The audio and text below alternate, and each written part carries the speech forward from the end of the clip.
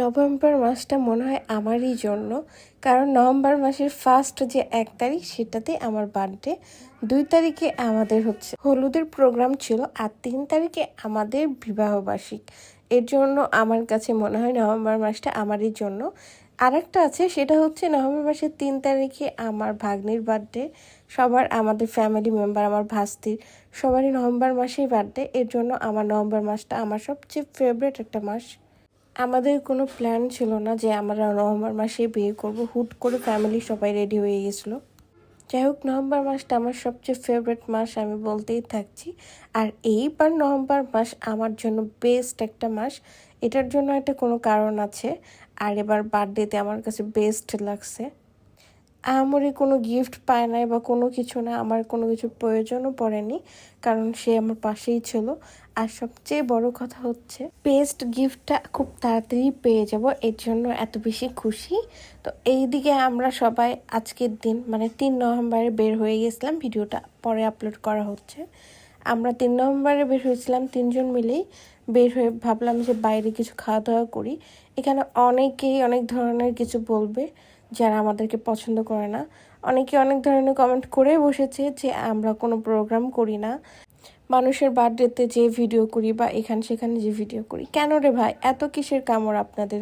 আমাদের ইচ্ছা আমরা করব না, কারণ আমরা অনেক কিছু দেখে শিখেছি, জেনেছি, যে কারণে আমাদের আর ইচ্ছা হয় না যে কাউকে দাওয়াত দিয়ে খাওয়াই, কোনো প্রোগ্রাম করি। বিয়েতে শিক্ষা হয়ে গেছে, যে কারণে আর কোনো প্রোগ্রাম করি না। ইনশাল্লাহ খুব তাড়াতাড়ি করব, যেগুলো করব ছোটোখাটো করে করব। আর আমরা যেগুলো বাসায় ছোটোখাটো সবাই মিলে আড্ডা দিই প্রোগ্রামগুলো করি, সেগুলো আমরা শেয়ার করি না, কারণ আমাদের ফ্যামিলি মেম্বাররা ওইভাবে অ্যাক্টিভ না ফেসবুকে, বা এগুলো পছন্দ করে না, যে কারণে আমরা কোনো ভিডিও আপলোড করি না। এগুলোর জন্য আপনারা মন্তব্য করার জন্য বসেই থাকেন সারা জীবন, আমাদের কোনো কিছু যায় আসে না, কারণ আমরা যতটুকু দেখাই এতটুকুই আমাদের কাছে প্রয়োজন মনে হয়।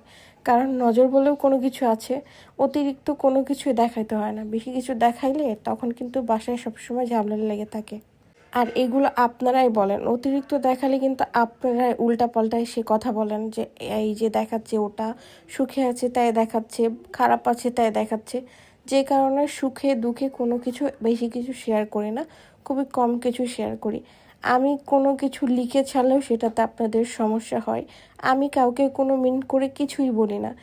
রিসেন্টলি আমরা কয়েকটা পিকচার পোস্ট করে আমরা যে ক্যাপশনগুলো দিছি, ক্যাপশনগুলো আমার দেয়া না, ওইগুলো হচ্ছে আমার বরই দিছে। এক জায়গা থেকে আমি কপি পেস্ট করে আমি সেন্ড করছিলাম যে ক্যাপশনগুলো অনেক সুন্দর, তাই না? তো ওইটা দেখে আমরা হচ্ছে শেয়ার করছিলাম ওইগুলোতে, তাছাড়া কাউকেও কোনো মিন করে নাই। বাট এইটাতে এমন লাগছে রে ভাই যে বলার বাইরে।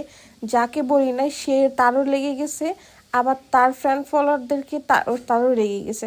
তার মানে তো বুঝতেই পারছেন যে তারা আসলে সেই কোয়ালিটির, এর জন্য তাদের গায়ে লেগে গেছে। তো যাই হোক, এখন কথায় আসি, আমাদের যেগুলো একটু ঘোরাফেরার যে ভিডিওগুলো ছাড়া হয় সেগুলোতে আপনারা এসে বলেন যে আমরা নাকি অ্যাক্টিং করে দেখাই। মোটেও না, আমরা যেমনভাবে থাকি সেভাবেই দেখাই। তো যাই হোক, আমরা চলে আসছিলাম সেদিন রাত্রেবেলাতে ডিনার করার জন্য, কিন্তু আমার শাশুড়ির বাইরে তেমন কোনো কিছুই খায় না, এর জন্য খুবই কম খাবার অর্ডার করা হয়েছিল। আমি মিট বক্স অর্ডার করছিলাম, আর এদিকে আপনাদের ভাইয়া রাইস অর্ডার করে দিছিল, আর আমি মিট বক্সের সাথে নিয়েছিলাম শর্মা, আর আমার শাশুড়িকেও দিয়েছিলাম শর্মা, কিন্তু সে খাই নাই একদমই। এর জন্য বাসায় পার্সেল করে নিয়ে গেছিলাম, আর তাছাড়া কোনো রাইস আর অর্ডার করা হয় নাই। তো যাই হোক, কোল্ড কফি শুধু খাইছিল। তো এদিকে আমরা খাইতে খাইতে একদম হাঁপাই গেছি, কারণ মেয়োনিজ অনেক বেশি থাকে, আর মেয়োনিজ কিন্তু একটু খাইলে পেট একদম ভরে যায়, যে কারণে বেশি একদমই খাওয়া হয় না। তারপর আমি শেষই করতে পারছিলাম না, উৎসুকি একটু একটু করে দিয়ে শেষ করছিলাম। আর ওই বলছিল তুমি একা একাই খাচ্ছ, যে কারণে ওকে একটু একটু করে দিচ্ছিলাম। ওই রাইস খাওয়ার পরে পাশাপাশি আমাদের খাবারগুলো খাচ্ছিল। আর এদিকে আমার শাশুড়ি একটাই খাইছিল, আর তারপরে যেগুলো ছিল সেগুলো বাসায় নিয়ে গেছিলাম, রাত্রেবেলায় খাইছিলাম। আমাদের এতটুকু খাবারে পেট ভরে যায়, বেশি কোনো কিছু খাওয়ার প্রয়োজন হয় না। তো সবাই ভালো থাকবেন, আল্লাহ হাফেজ।